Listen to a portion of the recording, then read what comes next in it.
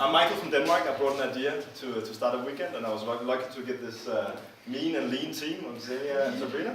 I've been very happy to crystallize the idea with these fantastic people. The idea, I'll take you back to the idea that I came back in 2014 when I was in LA, Los Angeles, and I saw.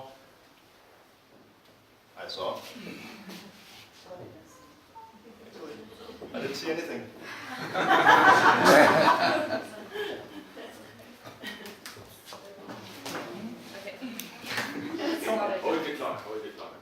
Thank you. Okay, laptop is. Oh yeah. Where is it? Oh,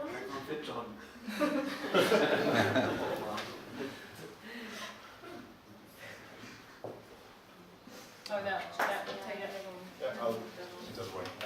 Sorry. Good. What did I see in LA? What a suspense. So, what I saw was this one. There's running out of water, and what can you do about it, right?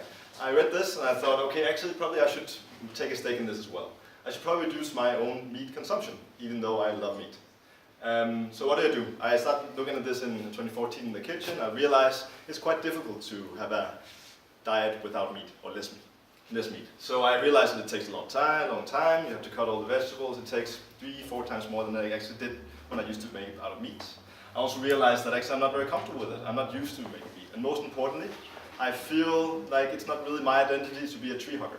I don't feel like a hippie, and I want to have that identity to myself. So what do? So now with Gabanzo, what we try to do is take the compromise out of a plant-based diet. It also entails a whole identity about it. It takes away the hippie out of this. Let me show you a little bit of what it is. Yes. So basically this is a little bit of a prototype of the homepage, but nevertheless the idea is to spread the word that actually not eating meat, eating plants is not necessarily all about, you know, iceberg salads and bland tofu. You can actually eat very interesting things that are tasting good, protein heavy, and so on. Very simple steps, 4 steps. The first step is you choose your product you want. 2, you pick up the box that comes out with a full meal you can eat. You can cook it in less than 25 minutes because we prepared it. And then you eat it. And if you don't like it, you can feed the cat. So, however, that's the first step. And it's actually, we are not considering ourselves just a box company. So actually, we are more than a box company. So one thing is our innovation lab of the kitchen. They'll be producing these products in these boxes.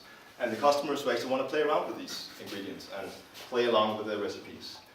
We want to create that community that's online, that's sharing the word that you can not be a tree hugger and still eat less meat.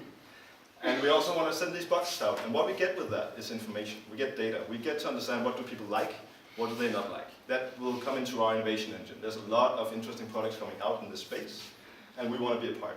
We use this whole innovation engine and all that data to understand what works, what doesn't work, to make actual new products to the retail chain. So what kind of products are we talking about? What are we actually selling here when we get into the boxes? There's a first step where we say we make these boxes.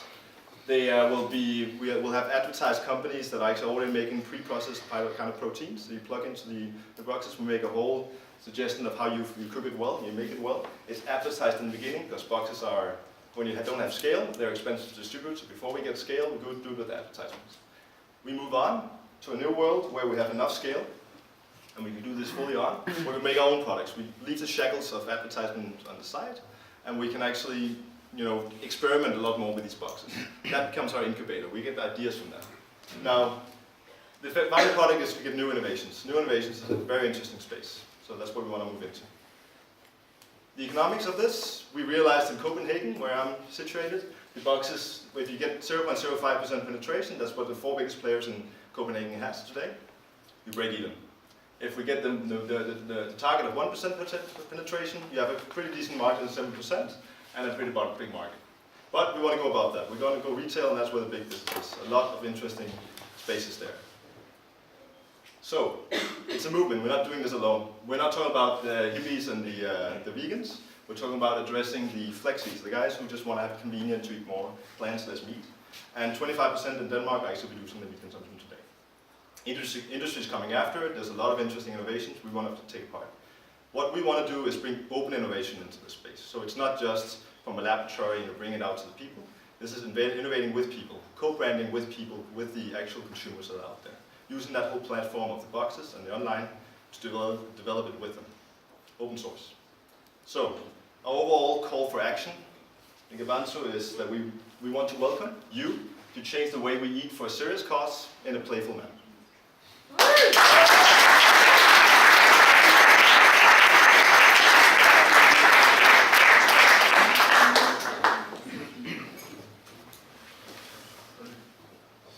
So, yeah, I have a question. What is your competitor? Is it HelloFresh or is it Marley Spoon? So, I'm thinking Copenhagen right now. So in Copenhagen, there's because that's where we're marketing the boxes. Okay, that's Linas Markas, right? Sorry? Linas Markas is in Copenhagen, right? Yeah, it is. The biggest one is called Årstiden, however. That's the big ones. They have one vegetarian box, and it's the same chef doing it, and it's basically the same products every week. Yeah. So there's in the community, there's not a lot of excitement about that. So we're differentiating us from that. Okay. Yeah. It's actually a very blue oceans in Denmark right now. These products are not available in Denmark. People think vegan is salads and plant tofu. What's the upfront investment you're going to need to start a business? Currently we're 3 co-founders. Actually, with the money we have, we can manage it. The first funding round will be in, we believe, February, March 2017. And that's when we scale up. We build our flagship store. We scale up in the kitchen. And that's when we need real money. So that'll be 2 million euros at that time, is what we see. But that's that time. So we build the concept first, get a right valuation, then we get money out. Okay. Are all products included? So that means also the right amounts in grams, etc.? Yes. So every box, it's for 2 people, 2 meals for the week. And you have it all described. You have the app that describes to you how will I cook this. Little video with the chefs in our kitchen, showing you how to do it. Okay, so you want to do the whole processing by your own? No, we're getting ingredients in from the beginning, and then we're basically getting other people's into as the ingredients. We are doing the pre-processing, so you just need to spend 25 minutes in the kitchen, finishing it. But we don't make the ingredients before later when we learn what people really need and what people like. Okay. So processing food is after 17. That's the next generation products. Okay. In the beginning, we just bring them in. So we already have a list of suppliers. Okay. Well, vegetables are perishable, so what are you going to do if you prepare them up front? Then how much waste you are calculating in your... Yeah, that's a good point. Currently we have well, meat is also perishable, of course, so that's a good part. I think the way we're calculating now is 5% is what we use. It might be too low, we have to find out, but that's what we have in the model. Okay. But you're right, and not frozen, but cooled inventory storage is key. Okay. One more question? I have 25 seconds. I'll tell you about one product. So that we'll produce half the time. So we in Denmark, we're the country in the world that has the most shoreline per area in ratio. So a lot of shoreline. So there's a great resource in the sea, and there's algae, and there's a particular seaweed that you can actually produce something. Yeah, you can produce sushi, but you can also produce a special seaweed that resembles bacon if you treat it right. We want to treat it right and make that. That's one example of a product. We have 10 other ones. But